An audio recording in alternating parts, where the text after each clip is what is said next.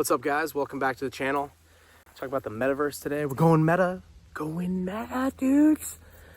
Man, like and subscribe if you guys haven't been. If this is your first time on the channel. I put out some good stuff. I'm trying to put out 2, maybe 3 videos a day. So I appreciate you guys supporting the work, liking, sharing this on platforms. I'm not on any social platforms with the exception of Instagram, which is pretty raw and unfiltered. So at some point, I'm sure I'm going to be banned from there. Like, I guarantee. This platform, I keep it PG, but over there on the gram, I'm just like, let's try to get blocked. But nonetheless, I appreciate that. So this is the metaverse. I've been thinking through this. Haven't we been doing the metaverse thing for like 20 years? Like, haven't we had screen names and group chats and all of that stuff for like 20 years? But now that we're at this weird spot in our society where these tech oligarchs, these giants, arguably way more powerful than Congress, I mean, I think it's pretty obvious, are like, yay, new psyop, the metaverse. And now it's like, remember when your mom was like, don't sit too close to the TV, it's bad for your eyes. But now like they're like goggles, they're like sunglasses, like goggled up. And you're like, here's one thing. We know that these social platforms are super highly addictive. For whatever reason, you got your phone and you're just like, you're rolling through and oh man, you sit down, you got like a spare moment. You're in a line at Walmart and you're like, I got 30 seconds. You flip it open and it becomes like this drug. It's bizarre. But it's that dopamine hit. It's that little dose of drug of goodness where you're like, oh man, I don't know what it is. You get likes, you get comments, you gotta find something that's interesting and new and exciting. And what happens with dopamine is over time, it becomes less potent. You build up this resistance to it. It's like caffeine. And eventually you need more and more of it to get that exact same hit. I see the metaverse being super highly addictive.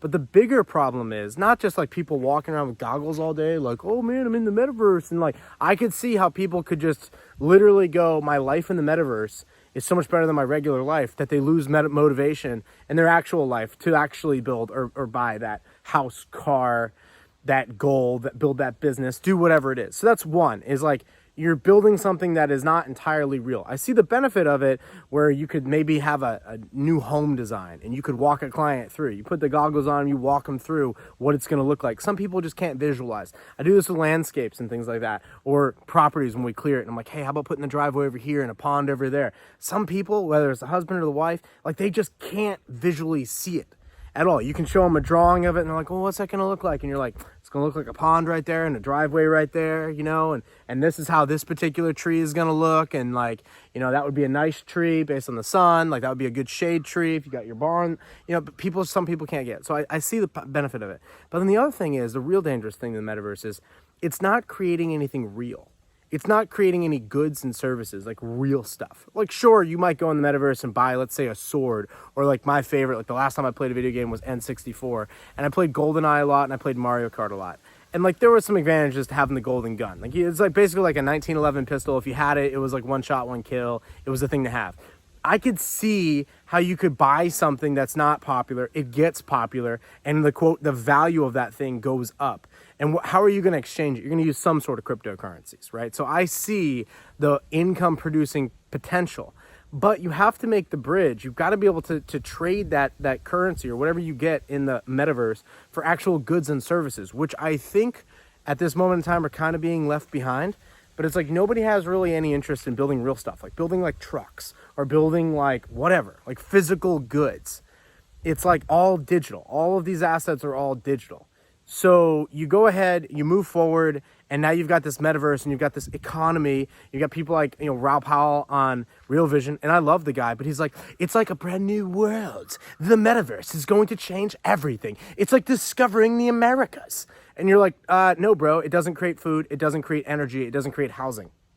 Okay, so it's not like discovering the Americas. It's not like you got some timber and you're knocking the stuff down and building boats and like ships, and then you're carrying spices and herbs and gold on that stuff. Like you're not doing that. Like it's just a LARP, which is live action role play. That's all it is. But I see it being highly addictive, and people checking out of society. Here's the bigger problem for society. We're gonna produce less goods and services. So I see this as a PSYOP, psychological operation, where it's like, one, we've had metaverse for 20 or 30 years. Basically what they're saying now is they're like, it's going to get better now. Like it's going to feel more real. Cool. Video games and stuff. Like I haven't played one since N64, like legit, but I've seen some people playing them and I've looked at it and I'm like, is that real? It looks like a real football game going on. They're like, no, man, it's video game. I'm like, wow, that's come a long way. So I see that being hyper addictive, and those dopamine hits. But in the same facet, I see it being completely destructive for economies and nations as a whole, where you have people that are like not using their time to produce real things in the real world. I mean, essentially every hour spent in the metaverse is 1 hour not spent in the real world, producing something of real value. Sure, you could build cool stuff in the metaverse. You can build a castle, whatever in the metaverse. But like, what good is that when it comes down to like actual goods and services in the real world? So I think I see this as a perfect kind of cover up via the elite class, where they're like, yo, it's going to be a depression and it's going to keep people from rioting, and like this is going to be a very controlling mechanism. And that's just my personal opinion. I don't see any way moving forward that we get out of our current situation without an epic depression. And what I mean, like depression, like I'm talking like 1933, it's going to look like a field trip to Disney World, in my opinion. And I'm not talking 29. Oh, the stock market crashed. No, I'm talking 33. Millions dead. Millions. Dead.